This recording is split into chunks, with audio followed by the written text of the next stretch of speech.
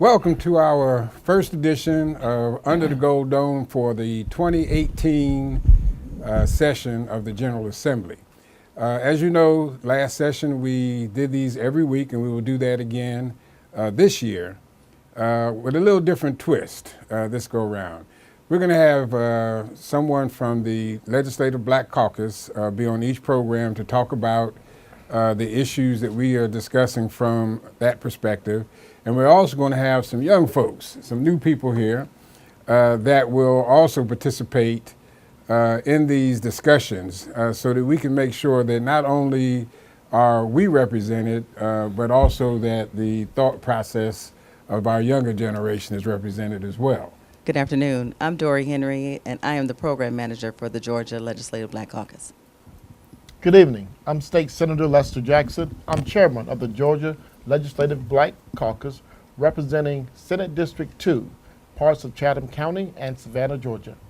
And I'm Roger Bruce. My district is 61. I represent Fulton County, Douglas County, and Cobb County, and I'm your host for Under the Gold Dome. Hi, my name is Shay'na Fields, and I will be representing the millennial perspective. Hi, I'm Horrace Bearden, and I will also be representing the millennial perspective. All right. We've got several topics that we're going to go over today. One of them is House Bill 21. And House Bill 21 deals with trying to see if there are disparities within the purchasing process for the state of Georgia. And where we find disparities, that we will do things to address them. And I'm sure you guys have had, I know you have had some of your constituents talk to you about state contracts and the difficulty in getting those contracts. Representative Bruce, I've been in the General Assembly 20 years, and every year someone talk about the lack of access to state contracts. Okay. And you mentioned before, if there is problems with getting state contracts for minorities, I tell you there absolutely is. Okay. There is a great disparity upon people of color getting African American contracts.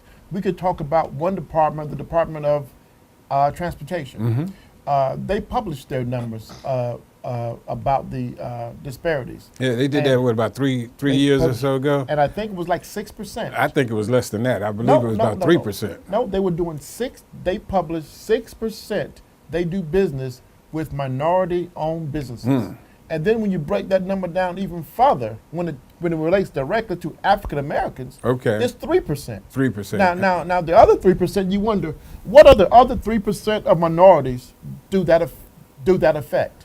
And the greatest number of minorities that affects are white women, because under the federal guidelines, white women are included under minority. So they up their numbers double by including white women. Either way, it's appropriate for us to do some sort of a study to see what the disparities are and to try to come up with some remedies for them to equalize this thing. What are you guys thinking? I know that your gender, you think more entrepreneurial, you're thinking about opportunities to be part of the process. What are your thoughts on this type of legislation that would force the state to be a little better in terms of the disparities within purchasing? Well, I have a question for you and a little more clarity on the legislation, simply because I know as a young adult, we may not always understand all the different terminologies and statistics and how it directly affects us. So I would like to know, how do you think it affects millennials? Well, see, that's what I'm asking you. Because I'm way far from being a millennial, okay? What I'm asking you, we have, the state makes purchases in, billions of dollars each year. And what we're trying to do is make sure that those dollars are spent in a way that represents the population of the state, including young people. Young entrepreneurs, individuals that are trying to get their start in life. Do you feel comfortable that the state is, in fact, giving you an equal share or equal opportunity to participate in purchasing? Can I break it down another way for them? Sure. Let's say you're a young person, you want to start a business selling pencils. Okay. Or you want to sell toilet tissue to the prisons. Okay. Right now, you have a 3% chance of getting an opportunity to sell pencils.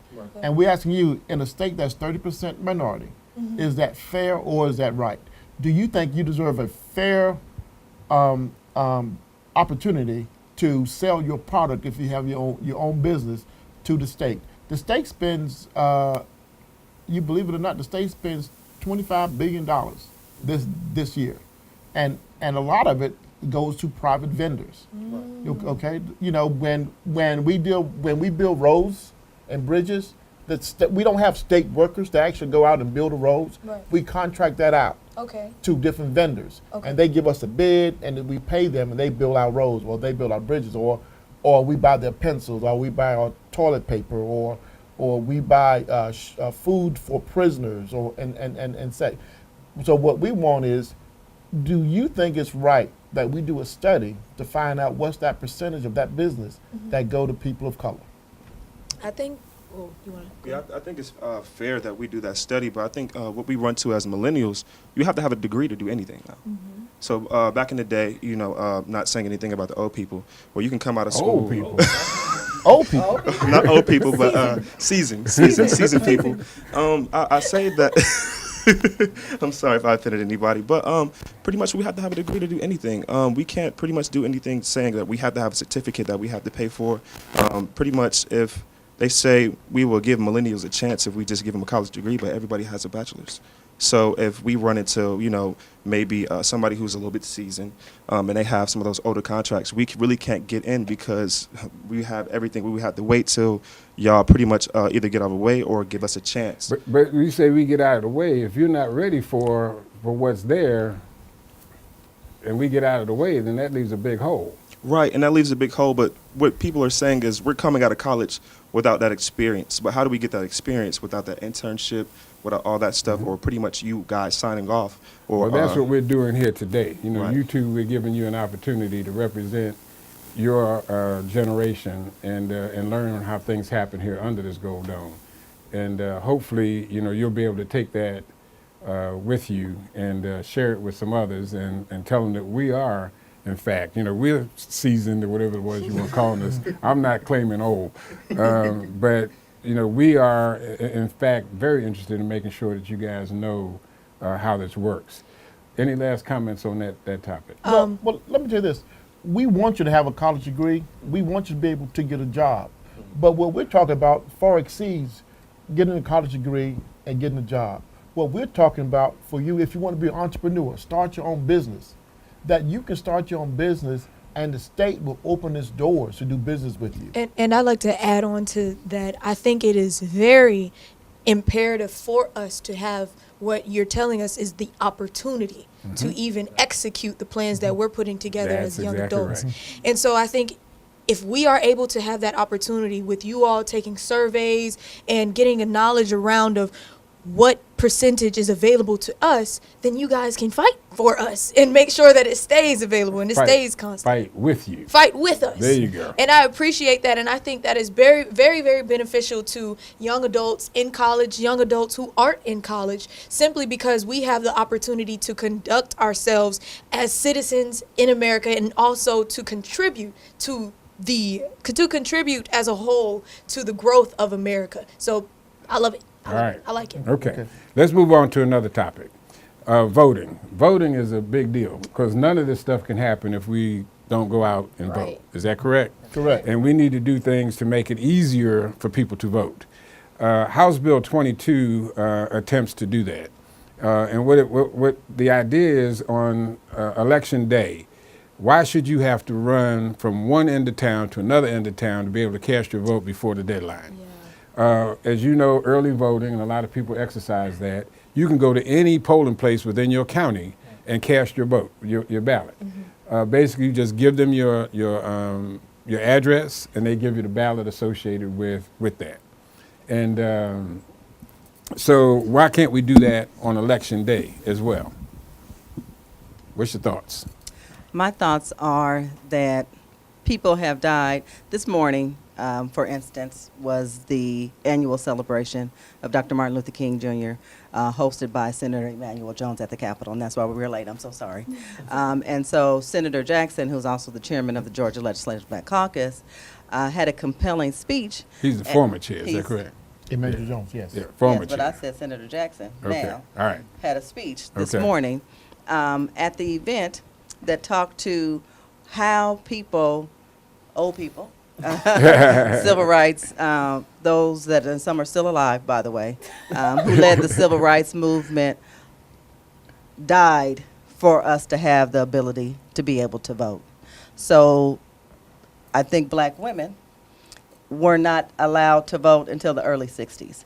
So we're the last group of people who are allowed to vote, but I don't know if you all check the record and the statistics, the black women are the reason why people are getting elected or not getting elected. So I think our vote is critical. We should be able to vote anytime we choose to, as long as you are a citizen in good standing. You can prove that you are who you say that you are. We shouldn't be denied the right to vote at all. And Senator Jackson, this bill deals with the, with Election Day. But you have a bill too that you're working on. Is that correct? That deals with voting? I am working on some legislation called ballot mail-in. That if you're a citizen of Georgia in good standings, you can actually mail in your ballot to vote. You don't have to run and stand in line. You don't have to stand out if it's cold or wait or wait for a rainy day or early voting. When that election cycle begins, I have some legislation that you can request by mail a ballot. You can fill that ballot at home, anybody, and put it in and vote. It does a lot of things. It will increase the participation of voting, which is crucial. And in this day and age where we do so many things electronically, people get their groceries delivered to their home. People pick up their cars to have them washed. Why do we have to leave our home to vote for the person we we so desire? So you're going to see something this year called letting the postal office be able to mail in your vote. Oh, that's good. All right, now one of the things that's critical is getting your generation interested in this process. I've talked to several of your contemporaries who tell me that well, why do it? It's not worth it. It doesn't matter, and it does. I can't think of anything from birth to death that's more important than being part of this. When you are born, they give you a birth certificate. When you die, they give you a death certificate. And everything that you do in between that period of time somehow goes through some aspect of government. So why is it it's so difficult to get you guys to participate? Yeah, I got you. The first thing that comes to my mind is it's a scripture, but it says that the people perish, due to their lack of knowledge. We are not educated on the process of the local government, of the state government, and how it directly affects college. If we cannot unveil the problem that college students or non-college students complain about, pull them in during that pain and show them why voting is the solution to the problem and how it actually does work, then I think that they will be able to be interested. But how do we do that? How do we, as Representatives? well, as people, as adults, as parents, because all of us are parents too. Right. How do we get you guys to understand the importance of your involvement in the governmental process and voting? I think I can chime in on that. I think, with your bill, I would say that is an amazing bill because, like I said, leaving the house to vote, a lot of us were lazy because we always have those apps and all that stuff like that. So we don't even want to leave our home, let alone even deal with a piece of paper. So if they would have some type of app or some type of software where we can pretty much log in, vote, and get it done, it'd be great. Yes. Yes, because the only thing I can think about with mail-in is like voter fraud. So somebody can come back behind me and change it. Even with the postal service, it's federal, so I know it would be protected, but I just don't want to let that, open that window. But even to get us even involved in, I guess, get us involved in voting, I would say you gotta talk to the elected officials on how they campaign. So y'all would campaign with just the the old signs in the front yard. Stop slapping. You make Oh, a whole okay. lot of noise. Yeah, the old signs in the front yard. Pretty much, I know like Donald Trump. The reason why he was so successful because he utilized Twitter. He tweets all the time. Mm-hmm. But I mean, it might not really be the best. You know, he might not say the best things, but it gets our attention through retweets, likes, stuff So, like that. so you're saying that if we don't come up with, if we don't learn how to use all of these new technologies, that we're not going to get to you. But let me ask you this: has you say that Donald Trump has gotten to you because of all of that stuff? Do you like what he is saying to you? No. If you don't like what he's saying to you, what are you going to do about that kind of? What are you going to do about it? Simply If- reply. We would pretty much simply reply and hope whatever we say might get retweeted by maybe CNBC or something like that, and somebody who has a bigger voice would chime in and pretty much endorse our thoughts.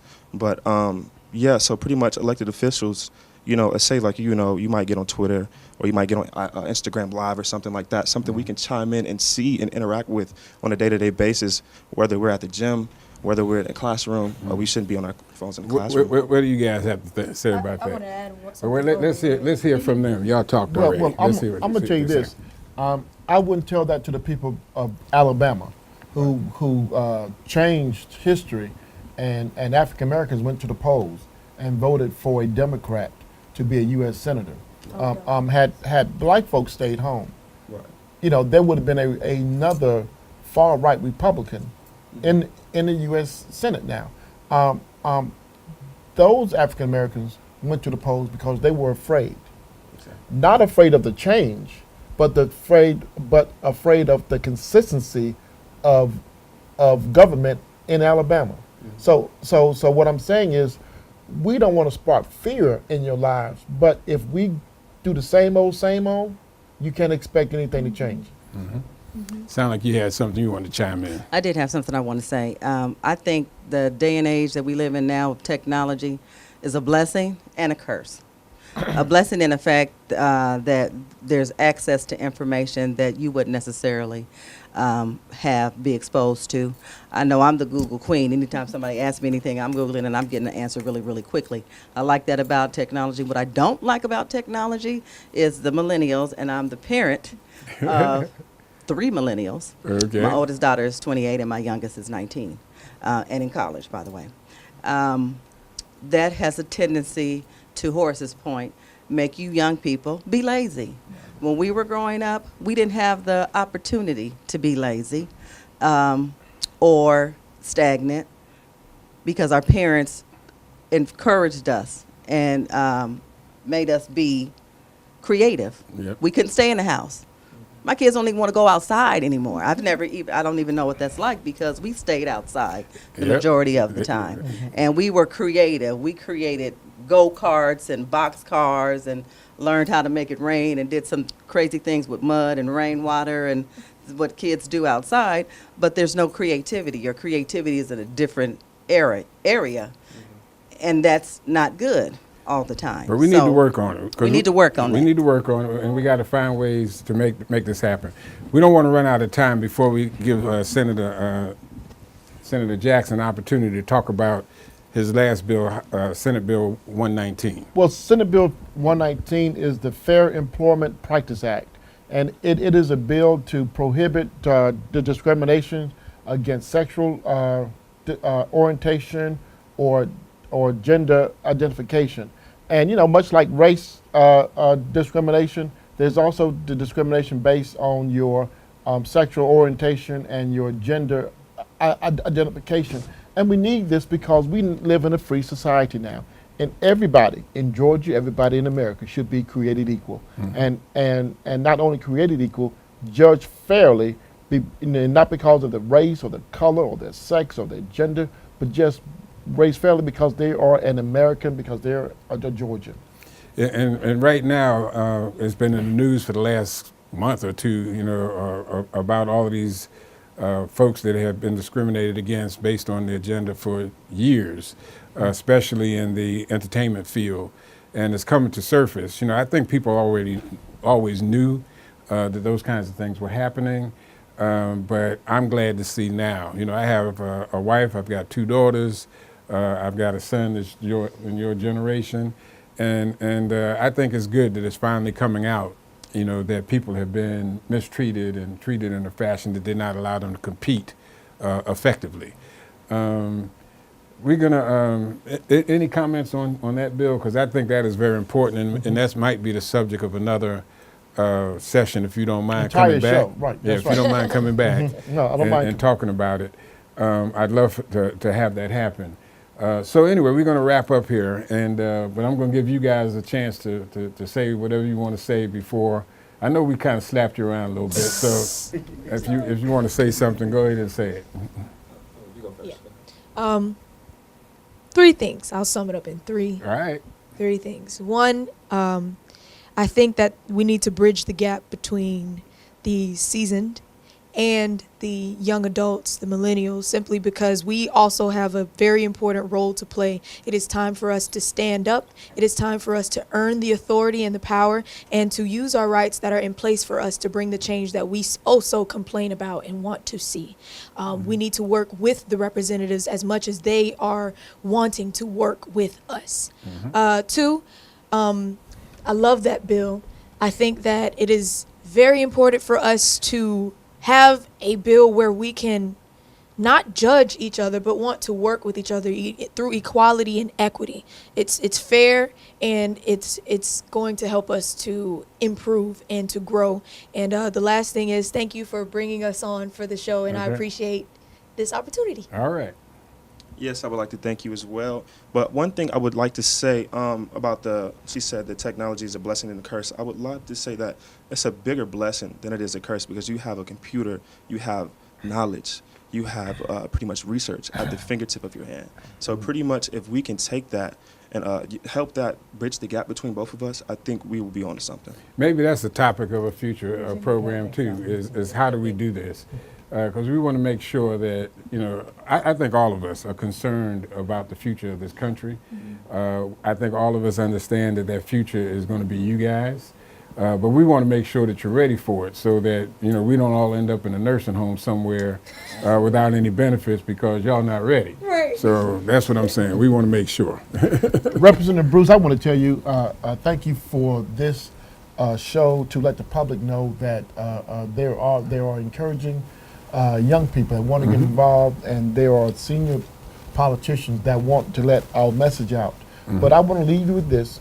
Social change and political change has never happened without young people getting involved. That's so true. It has never happened without young people getting involved, whether it's marching at our counters, whether it's fighting for civil rights, whether it's fighting for America right. Young people are the ones that have always been at the front line. We can go back to the American Revolution. Young people had the guns and was willing to fight. Yep. And in 2018, we're asking young people to get involved and start a fight for social justice. All right. Doree? My parting comments are to the young people in the room. To me, it's all about communication, how we communicate with each other. So let's do what we can to stay connected. And in this technological world, how we speak to each other is important. So we just need to figure out what that is. Well, thank all of you for coming. We'll be back next week to talk about other topics.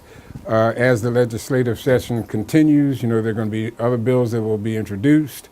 But we want to make sure that you know what's going on under the Gold Dome. If you want to get other information, you can go to my website, rogerbruce.net, and we'll have information there. Do you have a website, Senator, that you want to send people to? Yes, it's dman at comcast.net. Okay. DEEMAN at comcast.net. And the Legislative Black Caucus And the has a site legislative, too. yes, we do, and it's www.galbc, as in Georgia, legislativeblackcaucus.org. Okay. We got Instagram. And okay, go ahead. Go for it. Go ahead. Well, you can follow my Instagram, Shay'na, SHAYNA, Fields _. That's Instagram. Pretty much all of my social media is going to be Horrace B, Horrace, and B. So that's pretty much my first name and last initial. All right. Okay. Well, everybody's been identified. I'm going to look at your sites too to see what you guys, what y'all talking about. But again, thank you for joining us. Please pass this, forward this. What's the terminology that you use? Forward it on to others, and share it, and encourage people to participate in this process. Thank you again, and we'll see you next week. Thank you.